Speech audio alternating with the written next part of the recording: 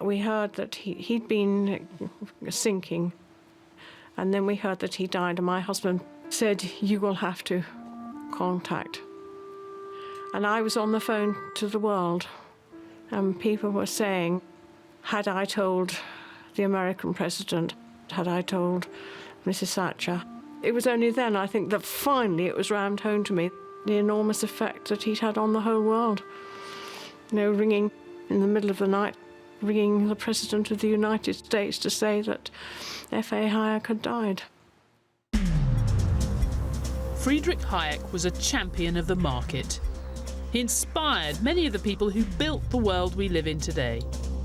Margaret Thatcher would, from time to time, pull little bits of paper with quotations on them out of her handbag, and Hayek would be one of them. For more than a generation, Western leaders claimed to embrace one central economic idea, the free market.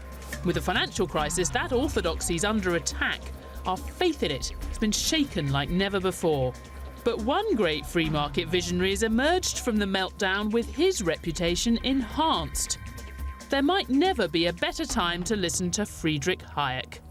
I see right now, this moment in history, as a time where Hayek's ideas deserve a shot. Of all the big pro-market thinkers, Hayek was by far the most radical.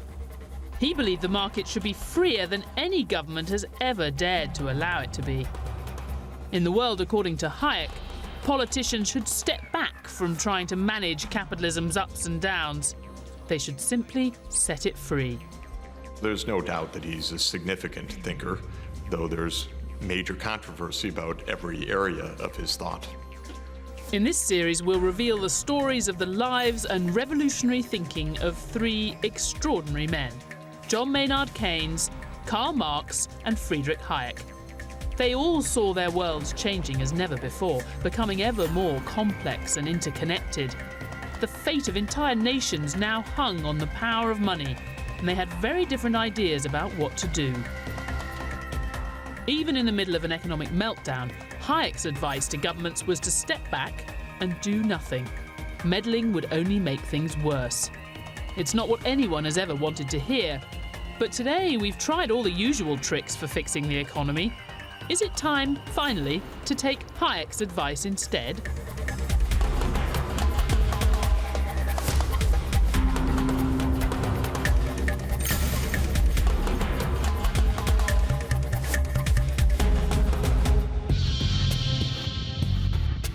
Around the world, we're all still feeling the shockwaves of the financial crash of 2008. You really can feel the fear down here. The Dow has had its worst 5 days in 5 years. Until that crisis hit, Western leaders had put their faith in the free market as the best way to generate wealth. But in their version of the market, derived from thinkers like Milton Friedman, they still believed if things went wrong, they could step in, tweak the system, and get everything back on track. Today, fans of the Austrian economist Friedrich Hayek say it's that arrogance, that distorted picture of a market economy that got us into this mess. If we want to try to get out of it, we need to try the real thing. To understand how governments, not markets, might have caused the crisis, we need to wind the clock back to the years leading up to it. America's interest rates have been cut. That was expected, but the timing has come as a surprise. It's January 2001, and America's central bank, the Federal Reserve, has cut interest rates because it's worried the US economy is slowing down. Now, it cut interest rates for the same reason central banks always do, to make it cheaper for companies and households to borrow and seek out profitable investments. The president was pleased, as you might imagine. This is the kind of thing presidents expect central banks to do, to avoid economic trouble. I think the cut was needed. It was a strong statement that measures must be taken to make sure our economy does not go into a tailspin. Had Friedrich Hayek been alive, he would have taken a very different view. Far from avoiding trouble, Hayek would have seen the Federal Reserve's decision to cut interest rates as sowing the seeds of today's financial crisis. fact, Hayek believed almost any government intervention in the market, like propping up failing businesses, setting trade tariffs, or manipulating interest rates, risked disaster. In the years after 2001, the Federal Reserve carried on cutting interest rates, helping to fuel a property boom that ultimately couldn't be sustained. Early in 2007, America's housing bubble burst and the global financial crisis began, just as Hayek might have predicted. The conventional wisdom was that none of these events were foreseeable.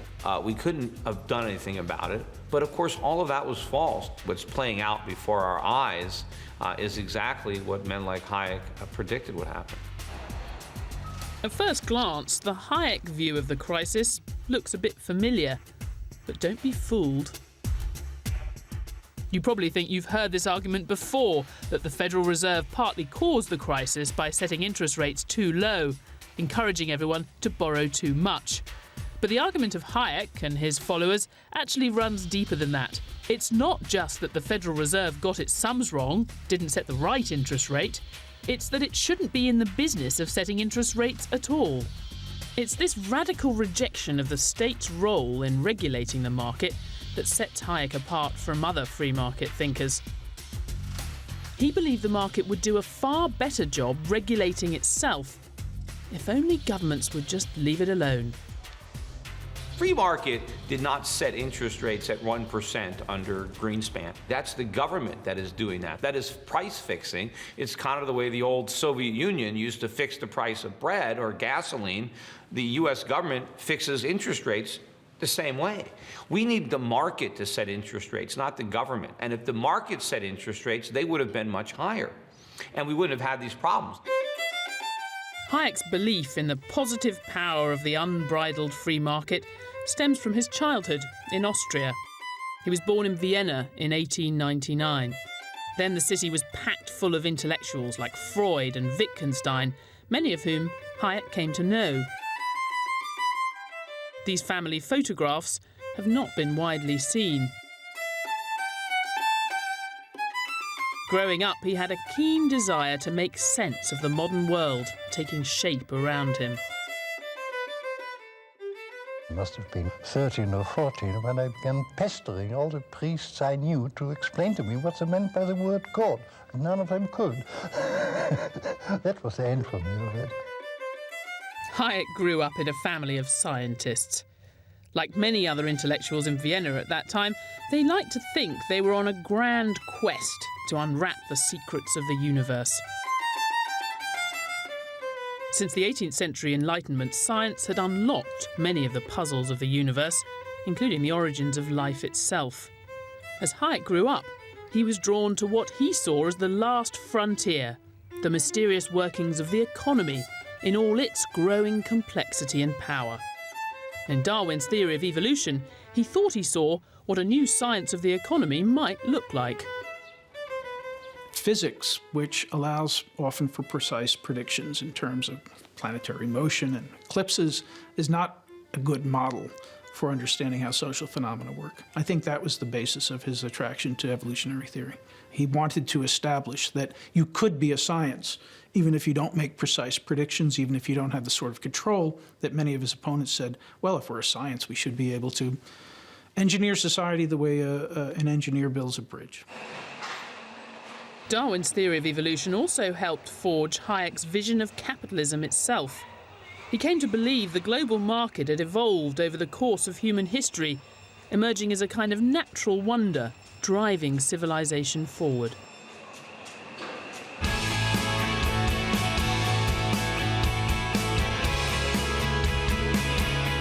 Hayek saw the market as a telecommunications system, processing billions of pieces of information about all our needs and desires and the changing supply of resources to meet them.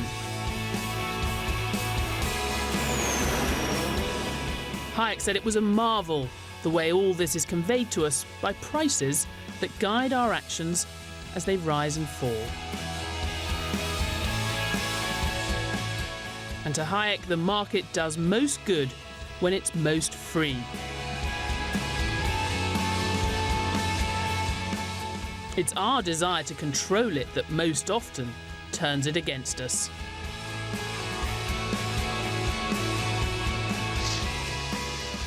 Hayek thought that meddling by government could make it harder for the market to do its job by distorting the signals it was sending to buyers and sellers. And the meddling involved in the government's control of the supply of money, Hayek decided, could be most damaging of all.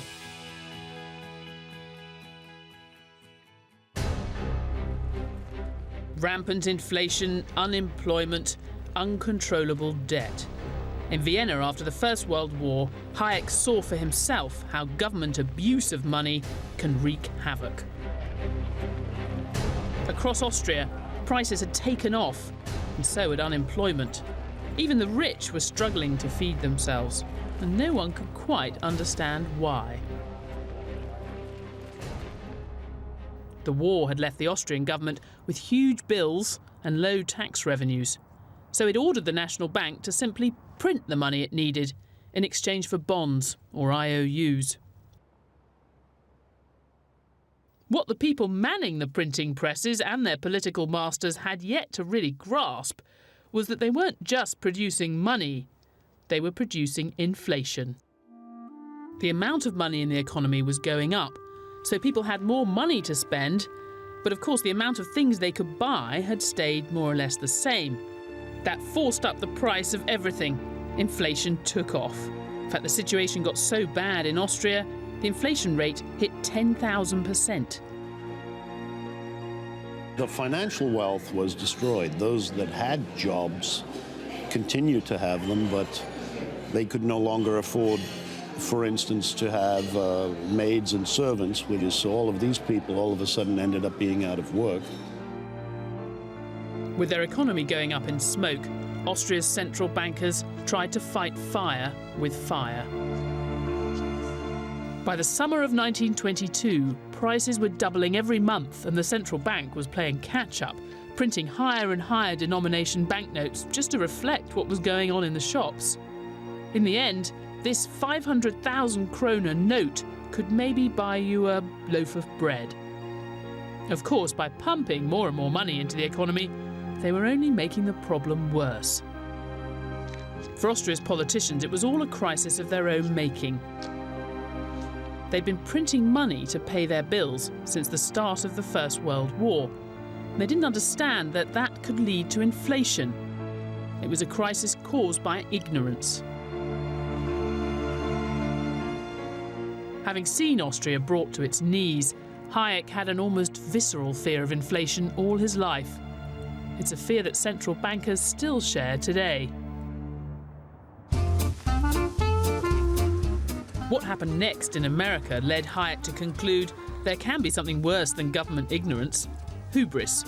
He thought that entire period showed the calamity that can come when governments try to use the power of money to shape the economy. In America in the 1920s, the greatest boom the world had ever seen was taking off. Consumers couldn't get enough of new products like cars, telephones, and record players. The stock market rose higher and higher. As the roaring 20s wore on, the finest economic minds in America came to believe the boom would never end.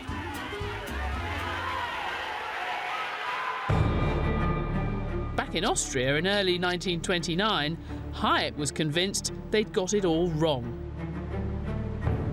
He'd become the director of the recently founded Institute for Business Cycle Research. Its job was to understand why economies were always lurching from one boom and bust cycle to another. Hayek called it the 19th century pattern, though it was hardly a thing of the past. The Institute was based here at the Chamber of Commerce, where Hayek had been developing a new theory of boom and bust, along with new thinking about the market.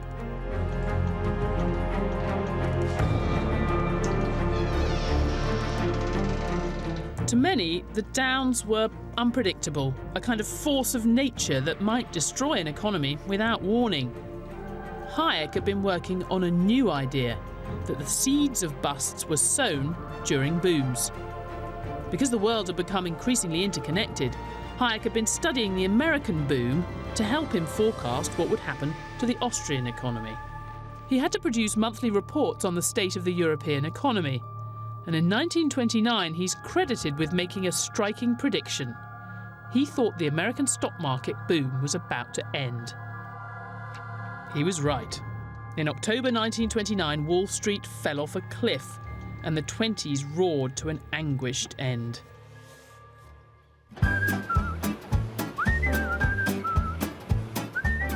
Hayek's prediction came out of what he saw happening at America's new central bank. The Federal Reserve had been set up in 1913 to stabilise America's notoriously shaky private banks by offering them a reliable source of credit.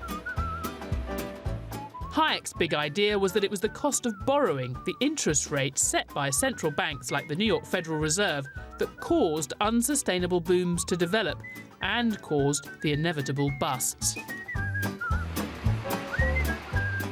In the 1920s, the governor of the New York Federal Reserve had a revolutionary idea. Benjamin Strong thought he could use the bank's power to set interest rates to influence what was happening in the economy. In many ways, that idea of using interest rates marked the start of modern monetary policy. Strong began buying government debt on the open market, which did have the effect of raising the amount of money in the economy. But unlike Austria's hapless central bankers, Strong had a strategy. The difference with what had happened in Austria was that the Fed wasn't buying treasury bonds to help the government pay its bills. It was doing it to get money into the market and keep interest rates low. The central bank wanted to encourage everyone, individuals and households and companies, to borrow from the banks. It worked. Steel up, utilities up, motors up, radio way up, everything up, up, up. Strong's intervention really paved the way for the financial system we have today. Thanks to all that credit he created, the stock market rose higher and higher. With loans so cheap, many borrowed money to buy shares. Others invested heavily in property. The Federal Reserve hoped its intervention would keep the boom going indefinitely. But Hayek believes Strong's policy was sowing the seeds of an eventual bust. According to Hayek, the low cost of borrowing was sending the wrong signal to investors. In effect, that low interest rate was telling them that America was saving more, that there was lots of cash sitting in bank accounts ready to be lent on and invested. It wasn't true. Don't sell America short. Why, man, we've scarcely started. By the time the Federal Reserve spotted the warning signs, it was too late. Technical readjustment. Over $14 billion go with them, and so goes the confidence of a nation. Wall Street... The crash came when interest rates rose and investors started to realise the banks didn't have money to back up all those investments after all. The jazz age is over. All over. To Hayek, the lesson was clear.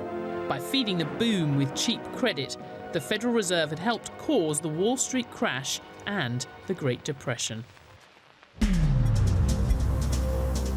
Fast forward to today's global crisis, you could tell a similar story.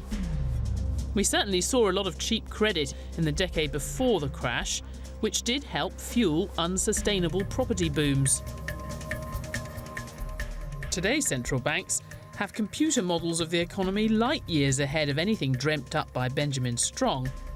But even so, Hayek's followers say the Federal Reserve had learned nothing from the mistakes it made in the 1920s. In the early 2000s, it had kept interest rates too low for too long. But then and now, there are plenty who would disagree. The job of the Fed chairman is to keep the party going, to spike the punch bowl at all costs. Not to take the punch bowl away, which really should be the job. I mean, the Federal Reserve should be independent, but it's not. It acts in concert with the government to try to maintain a phony prosperity. Interest rates were very low, and that was partly promoted by the fact that the surplus countries, notably China, but others as well, had a lot of money. They were perfectly happy with exporting. It would have been hard to force American interest rates higher in that environment – because there was so much money flowing in at low interest rates. If it was all the Fed's fault, how come Europe had the exact same experience? It's not the fact of the interest rate policy maybe having been wrong, although I'm not even sure I agree on that, but it's the fact that we had these deregulated Wild West financial markets that allowed us to get into the crisis we're in. Like our own financial collapse, the consequences of the 1929 crash were felt across the world. A string of banking crises followed, and a terrible depression in America and much of Europe. Again, Hayek said it was all down to interest rates being too low in the boom years. But years later, another hugely influential free market thinker came along who argued the exact opposite, Milton Friedman. He said the Federal Reserve had not pumped too much money into the system, but too little. That's the version of history that most politicians and economists still believe. Hayek was absolutely wrong to think that in the catastrophic depths of the Great Depression of the 1930s, that all that was happening was an unwinding of the malinvestments that had come from a credit boom. Clearly, there had been a calamitous collapse of the banking sector that had nothing to do with the earlier so-called malinvestment. As the Great Depression began, Hayek was invited to give a series of lectures here at the London School of Economics. The LSE wanted him as part of their fight back against a new, very different strand of economic thinking from arch-rivals Cambridge that had been getting a lot of attention. The man driving that new approach was John Maynard Keynes. The grand dispute between Keynes and Hayek in the 1930s seems so relevant to us today, it's become an internet sensation. Lord Keynes, wow, it's such an honor. Indeed, sir. Please, just go. This surreal reinvention of their battle of ideas has been watched nearly 2 million times online. Hayek? Nope, Hayek. Like, high explosives.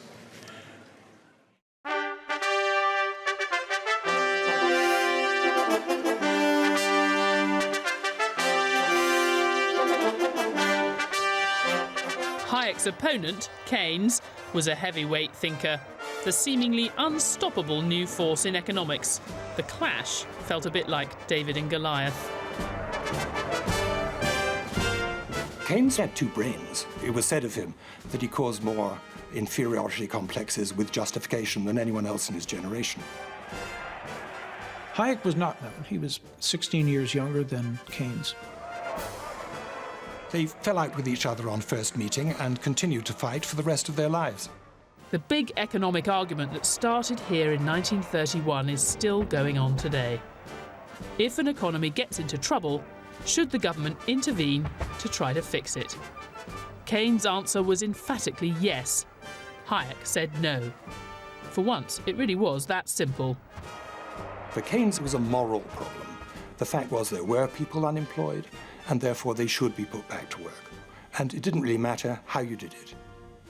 For Hayek, it was a different thing. Hayek concluded that we really didn't know enough about economics, and that any attempt by people like Keynes to start fiddling around with it would only end up with unintended consequences. And those unintended consequences, according to Hayek, could be even worse than the problems that were solved.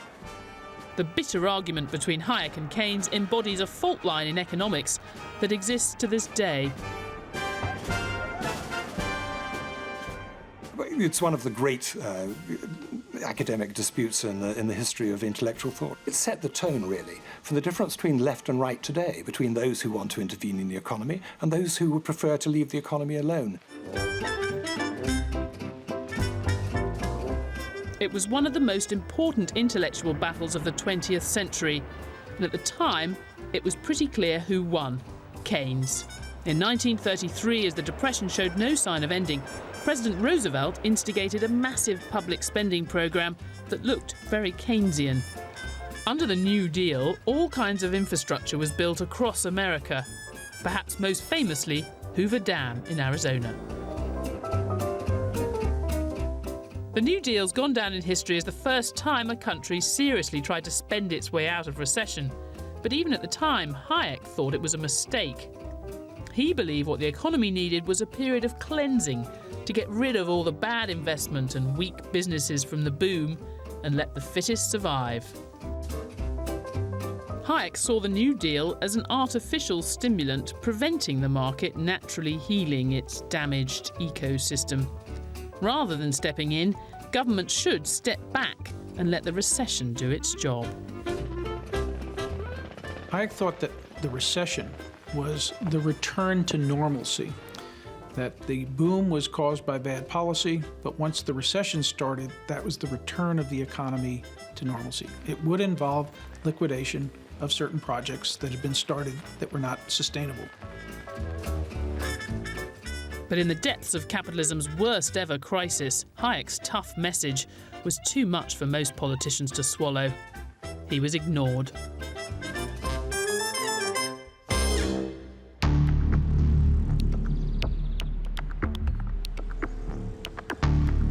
When the financial crisis hit in 2008, policymakers were blindsided. After Lehman Brothers, one of the world's most famous investment banks, went down, the American government swiftly turned to Keynes to try to stop the damage spreading. They started intervening on an epic scale, spending hundreds of billions of dollars propping up banks, insurance companies, even America's biggest car firms to stop them going bust. Apparently, they didn't want to see the deep cleansing of the economy that Hayek would have recommended.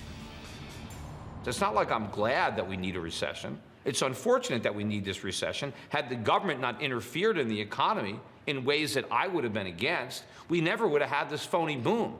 So in other words, if we didn't take all these drugs, we wouldn't have to go through the withdrawal. In that period in 2008, right across the world, people were scared stiff that this was going to go from a recession into a downright depression. And the world is so global now, these things could easily have spread. That's why, people thought, in different countries, we've got to do whatever it takes to stop that.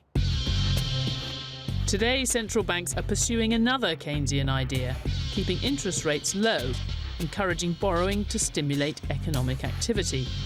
But if you follow the Austrian, Hayek view, it's all worse than pointless, because this intervention in the market is setting the stage for an even greater disaster. What do you think is the relevance of Hayek to what the Fed's doing now? Pouring kerosene on the fire and trying to put it out. They're trying to stop the problem of excessive credit with more credit. But all that it does is it restarts the problems again, and you create a new bubble. And the bubble now is in the value of the dollar and the bond market, and it's unsustainable.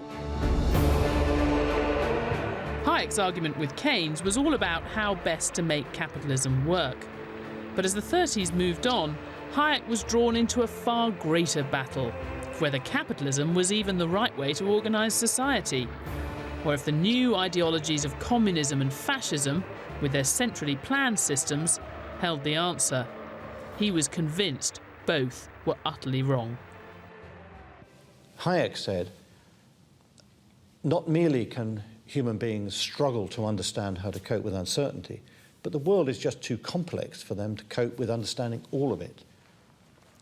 A market system conveys so much information that makes it feasible. Central planning will fail under the weight of the impossibility of understanding the complexity of the economy. That is Hayek's most important insight, and if people had listened to that, they would never have been so worried about the threat from communism as they were, because central planning failed under the weight of its own inconsistency.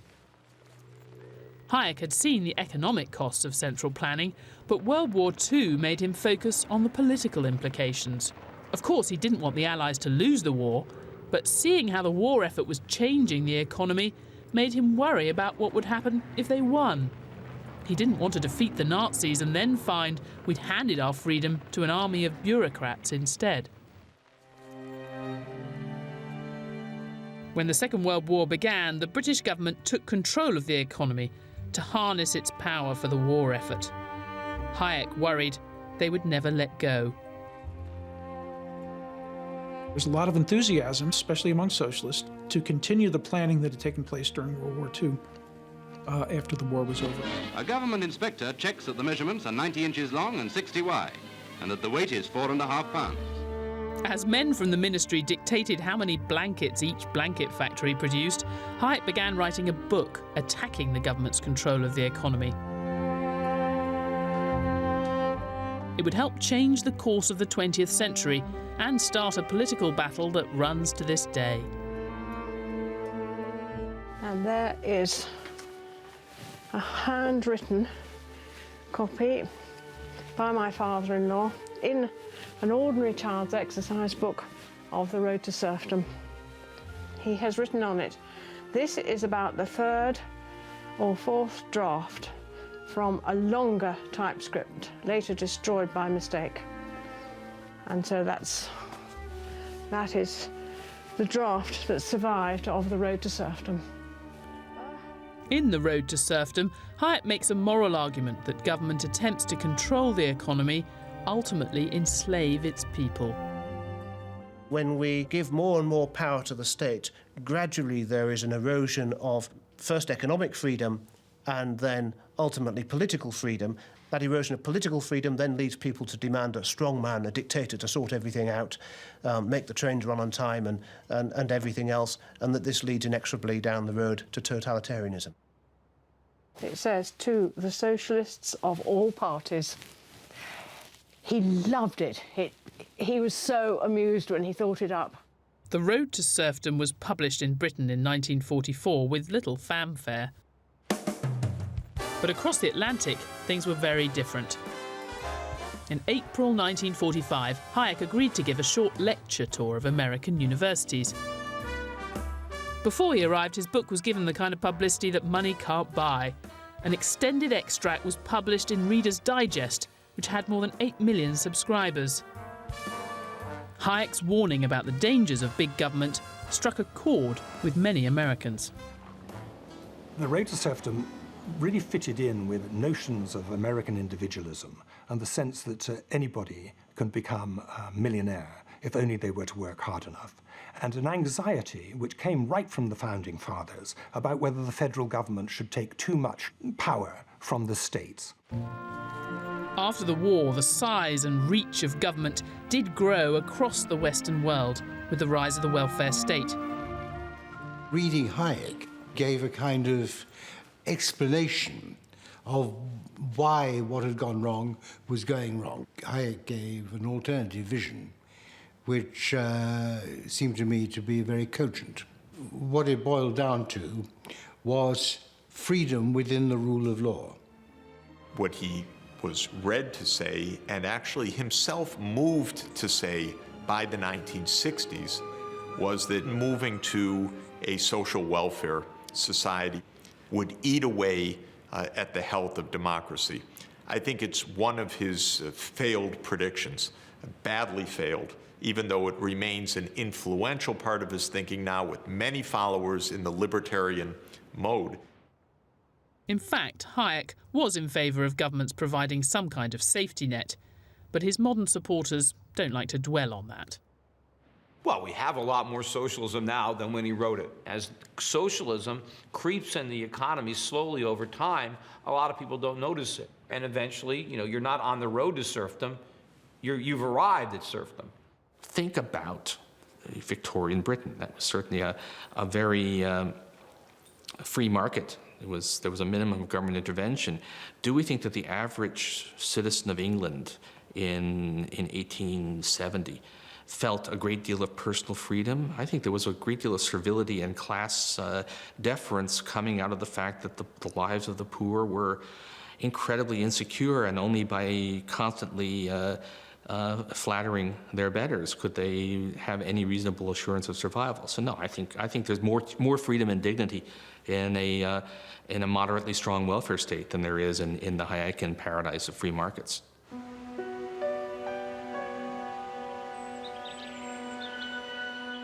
Despite the success of the Road to Serfdom, in the 1950s and 60s, Hayek found himself in the political wilderness. Governments across the Western world were enthusiastically embracing the ideas of Hayek's nemesis from the dark days of the 1930s, John Maynard Keynes. It became the new capitalist orthodoxy that governments could successfully manage their economies. The tide of history had turned against Hayek.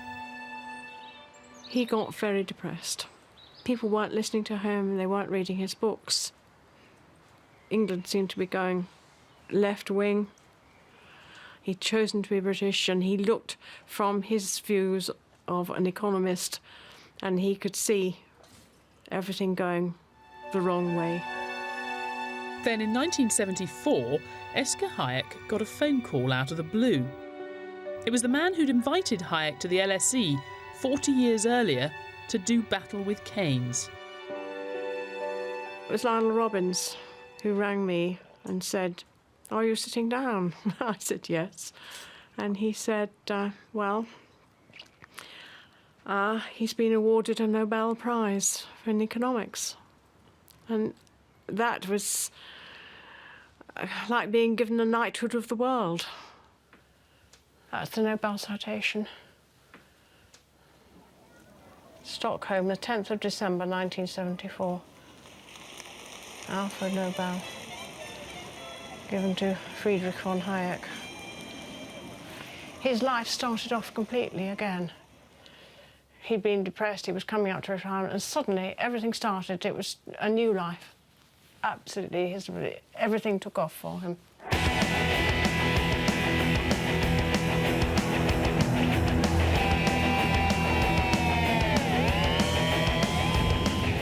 While everything began taking off for Hayek, Britain was sinking into economic decline. Strikes had become a fact of life. The post-war Keynesian consensus was crumbling.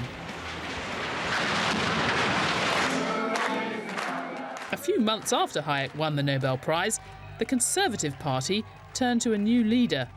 The rise of Margaret Thatcher brought Hayek into the political mainstream for the first time. Margaret Thatcher would, from time to time, pull little bits of paper with quotations on them out of her handbag, and Hayek would be one of them. Hayek had spent most of the 20th century as a political outsider. Now he had the ear of the woman who would be Britain's next Prime Minister. I think it would be a great mistake to think of her as studying Hayek like a student would. It's more trying to get inspiration from Hayek and casting around, ransacking the minds of great men, of whom he was one of the most prominent, so that she could somehow get the gold. In 1979, Margaret Thatcher was swept to power, determined to build a new Britain. It was a bold change of direction that really did create the world we live in today. We did institute a radical change of policy direction, which has not really been reversed. It may have been muddied, but it hasn't been reversed. It does chime in with Hayek right back in the 1940s, saying that the path we're on at the moment is the road to serfdom, and we need to tread a very different path. In the language of the time, Mrs. Thatcher began rolling back the state. Government-owned industries were privatised, public spending and taxes were cut. There was a bonfire of state controls on the market, on prices, wages, dividends, and foreign exchange. Britain was moving Hayek's way. We were certainly very much on the same wavelength. We were not busy thumbing his works to find out what we should do. It was not a handbook for government, but it was the same general idea. Nowhere did today's world emerge more clearly than in the Conservatives' battle with the British trade unions. Margaret Thatcher wanted to put a stop to what she saw as rampant union power. But she faced a dilemma. How do you do that without alienating the entire population? Hayek's philosophy helped her formulate her answer. She wanted to frame the argument in terms of liberty. She didn't want to say, the workers are all dreadful, let's squash them. She wanted to say, the workers are being squashed by their leaders.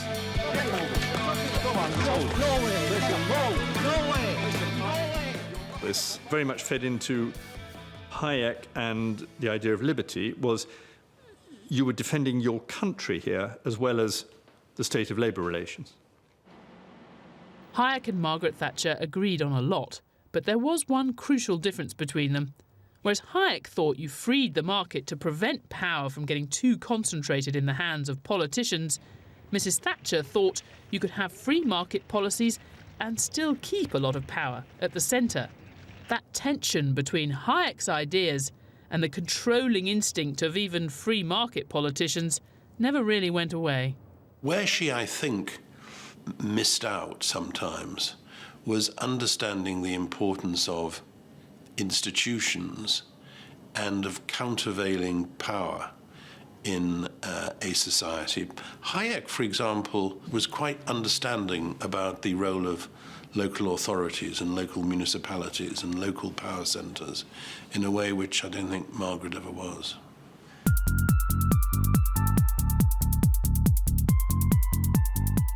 Hayek's political influence reached its height in 1986, when Mrs. Thatcher's government swept away much of the regulation that had constrained the City of London. The Big Bang set the financial markets free, ushering in today's vast, interconnected global financial system. But it wasn't really the free market that Hayek wanted. Hayek's followers would say the deregulated financial system that came out of the 80s and 90s played a big role in the financial crisis because it was only ever half free. It was distorted by an implicit promise to all these financial institutions that if things went wrong, governments would still come to the rescue. In the kind of capitalism we've had in the West since the 1980s, the financial institutions that triggered the recent crash were free to do anything, it seems, except fail. It was the too big to fail problem, that they knew that it was a question of heads I win, tails the taxpayer loses. And if that is the bet, you take the bet, and you take it on a bigger and bigger and a bigger scale.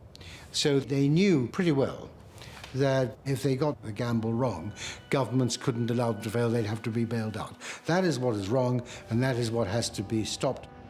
We certainly have discovered after the fact that banks are not allowed to fail. Was that actually a significant factor in the overlending? I don't think there's much evidence of that. Now the fact that big banks clearly will not be allowed to fail, and that is distorting our system. But I don't think that's the story of the crisis. I think that the crisis was one more about just a general failure to understand the risks. There's no doubt that in the last 30 years, politicians of all stripes have let market forces influence more and more parts of society. But they've drawn the line at Hayek's most revolutionary idea of turning money itself over to the market. Imagine a world where we didn't have just one legal currency circulating in each country, issued by a central bank, but dozens of competing currencies. Anyone, a company, a bank, a private individual, could set up their own version of the currency, and they'd be free to compete. The market would determine how much they were worth. Hayek knew it was a crazy-sounding suggestion even for him, but it would finally stop governments abusing the power of money. In America, one man has been trying to do just that. He's taken Hayek's most explosive idea and turned it into a reality.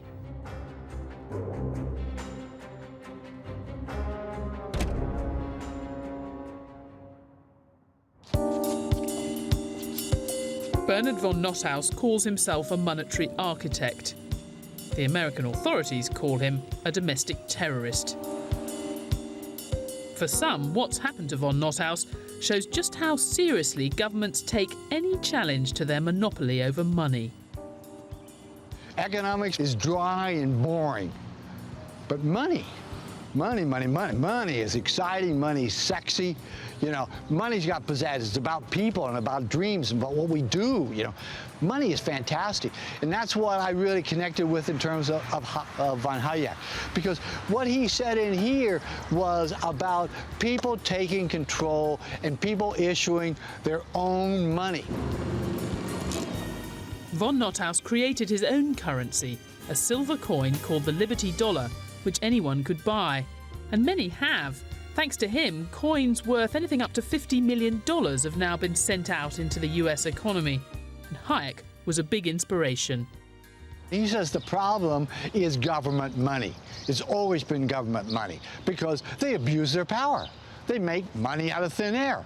So he says what we should do is to abolish the central bank. The end of the Federal Reserve. That was fantastic.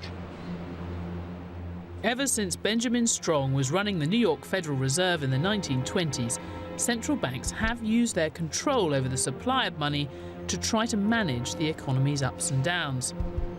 But as we've seen, to Hayek and his fans, central banks are the cause of many of capitalism's problems, not the solution.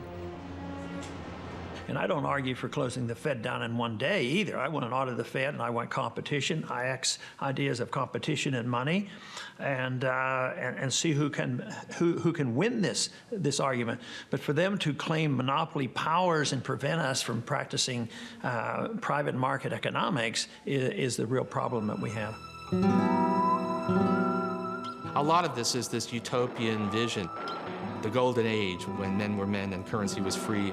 The United States had a long period of no government monopoly on currency. We had the whole system of unregulated banks issuing competing currencies. That system was heavily prone to financial crises. So the idea, again, that competition is the answer is flying in the face of history.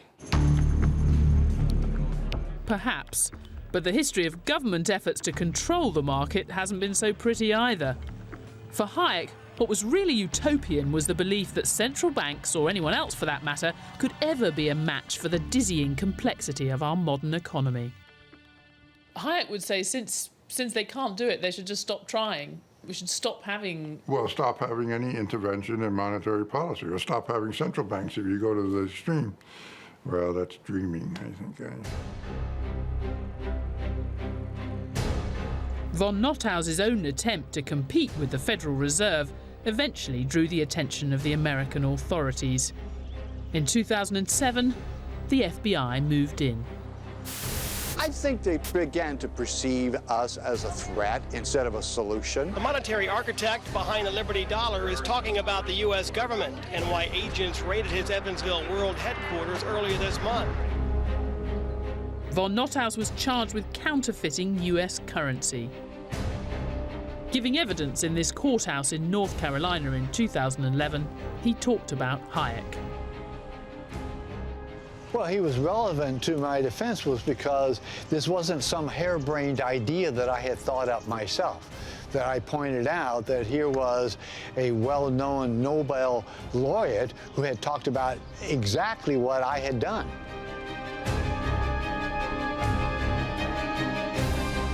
Bernard von Notthaus was found guilty and now faces up to 25 years in prison.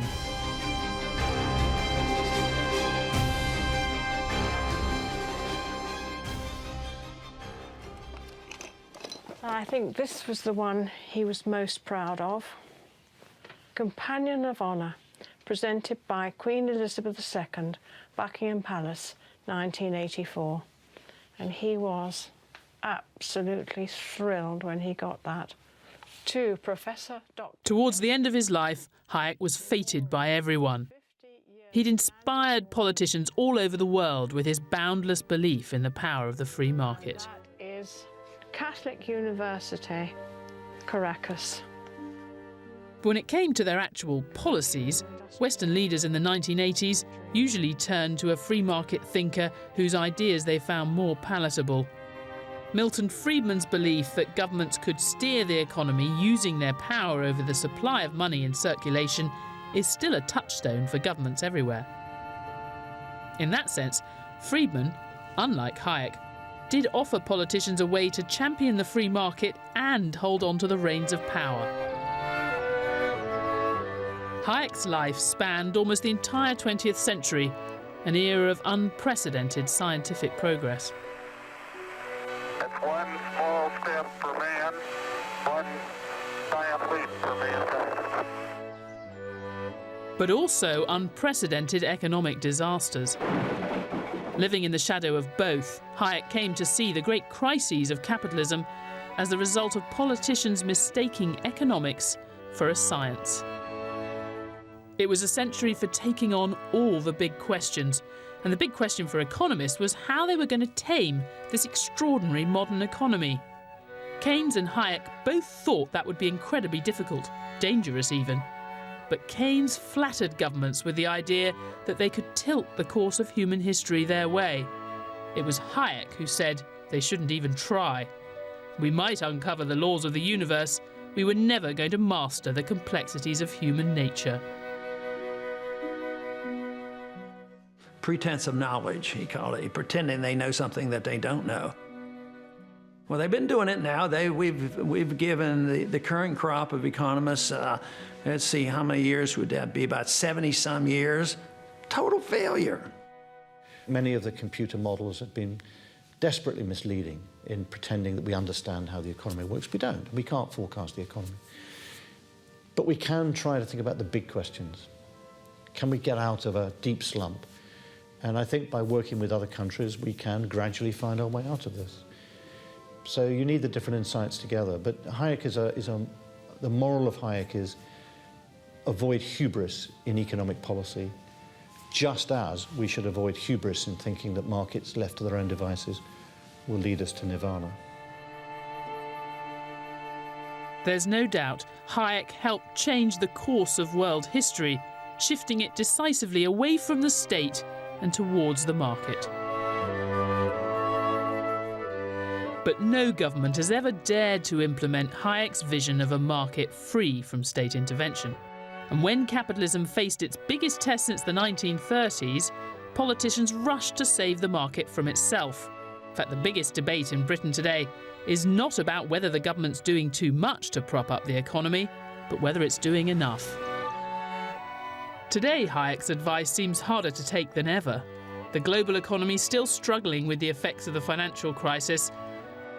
Hayek would say governments should just step back, dismantle most of the machinery they've constructed for guiding the economy, take a deep breath, and let go. But how many politicians do you know who could ever really follow that advice?